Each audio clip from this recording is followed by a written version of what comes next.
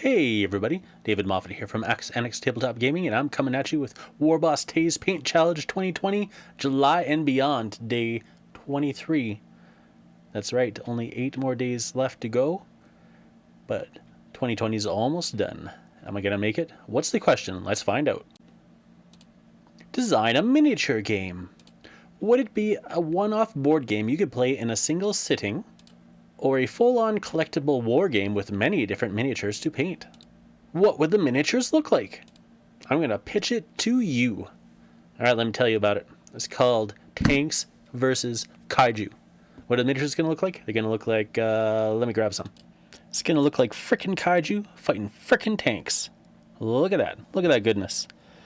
What do we got? We got a wasp thing from Monster Apocalypse. We got a Plastic Soldiers Company Leopard 1, and they're going to fight it out. I don't know how they're going to fight it out. There's going to be some dice rolling, probably. It's probably going to be a campaign system. It's going to be... What else is there going to be? Settlements, probably. Yeah, let's do settlements. There'll be some settlements. You got to build your settlements. You got to support your tanks. Get some little men on the ground. I kind of envision it like the classic monster movies where you have giant weird bugs coming in and raiding towns. Except for maybe it's set in the wasteland. I don't know. Something like that. Something cool. Something written by Nordic Weasel Games. It'd be the best. Alright, now that we got that underway, I'm going to try a little experiment. I'm going to take some of this gloss black primer. I'm going to put it on this sword, this power sword. And then I'm going to lay some color shift paint on it. Though maybe I'll put a highlight on first. Yeah, maybe I'll put a highlight on it first, then I'll put some color shift paint on. Alright, but first of all, gloss black. Okay, let's get some paint on. Well, primer. Let's get some primer on. Glossy gloss.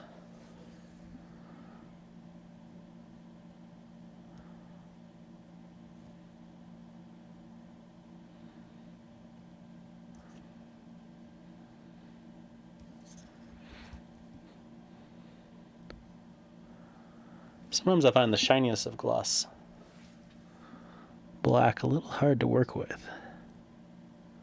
Kind of messes with my depth perception. That's not too shabby.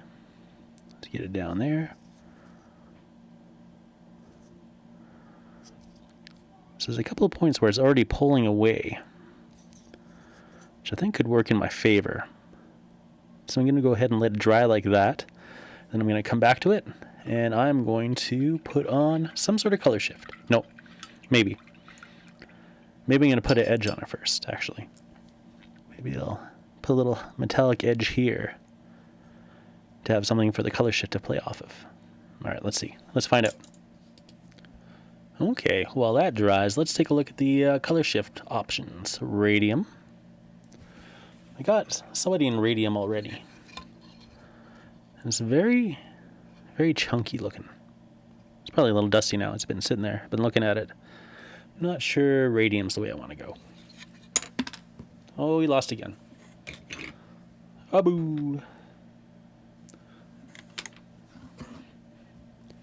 Bubblegum Crisis. It's a pretty terrific color, but I don't think I can do Bubblegum Crisis. That is my daughter's miniature. She probably would like to have a pink sword. This one seems like it would be a good choice. Electric Blue. It's pretty power swordy.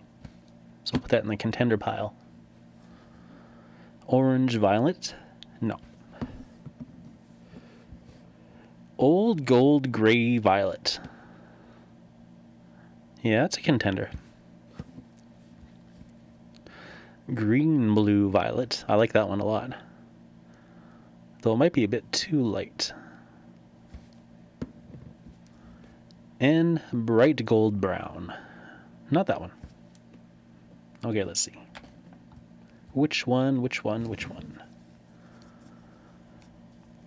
Which one? Which one? Which one? Just looking at the tops and how they reflect. Something darker. Mid. lighter, mid.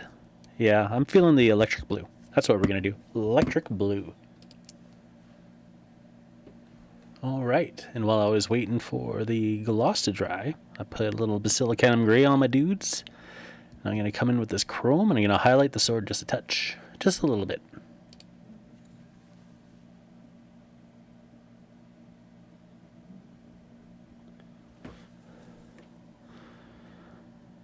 A little on the edge.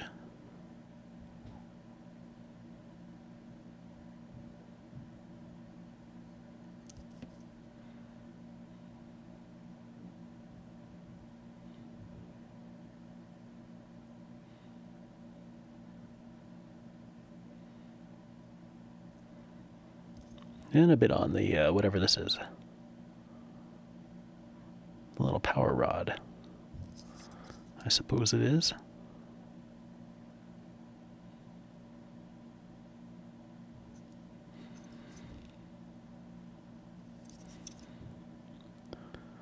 I might feather out this area a little more.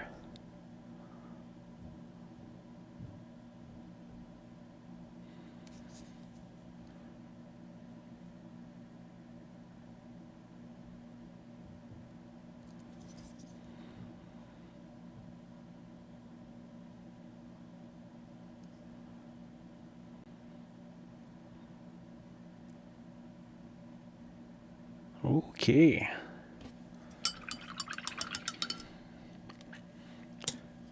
We'll let that dry just a second and we'll come back with the shifter. Alright, and while it was letting the chrome dry, I decided to hit all the black areas with Black Templar. Now we're going to take this electric blue intense violet. I'm having kind of second thoughts on the color, but you know what? We're going to do it. We're going to see how it looks. Alright.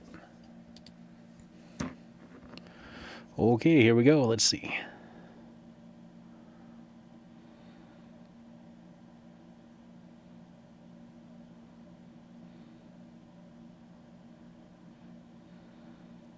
It says to give it 3 to 5 thin layers.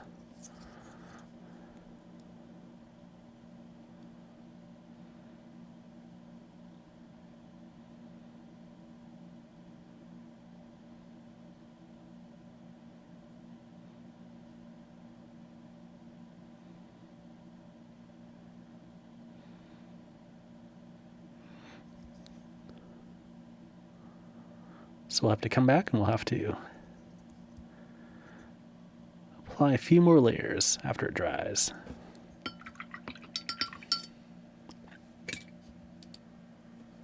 Okay, this is looking pretty good so far. Let's put another thin layer. Maybe even thinner than the last.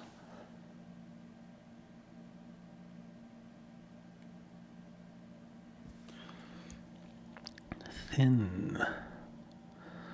This stuff doesn't seem thin. It seems more like secret weapon wash thick when it's thinned down.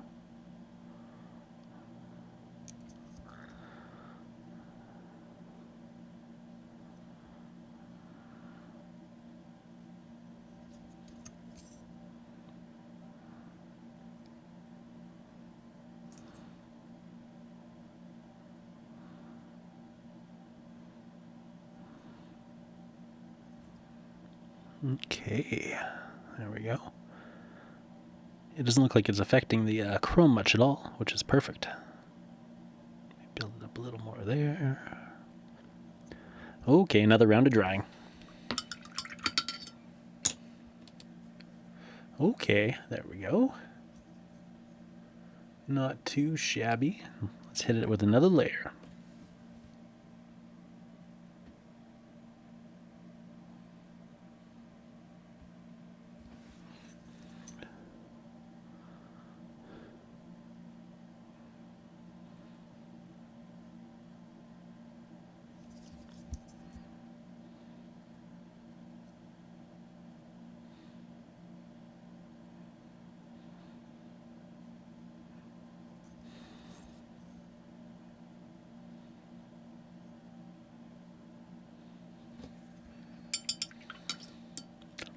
And we let it dry.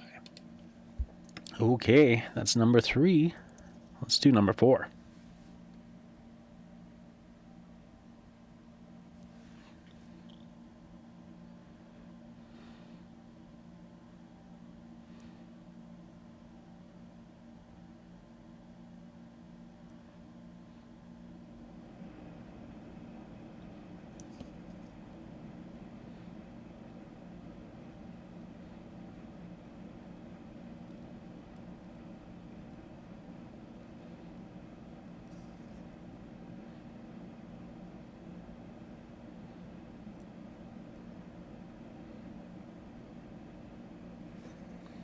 Okay. Okay, well, I think I'm going to stop it at 4 coats. It's looking kind of thick on there. It does color shift. That's nice. It maintains that nice straight edge with the chrome. So I guess the only thing left to do is to put a little Aethermatic blue on the rod for the power source. And, well, finish off the rest of the miniature, of course. But that'll be for another day. Well, everyone, thanks for watching. Bye-bye.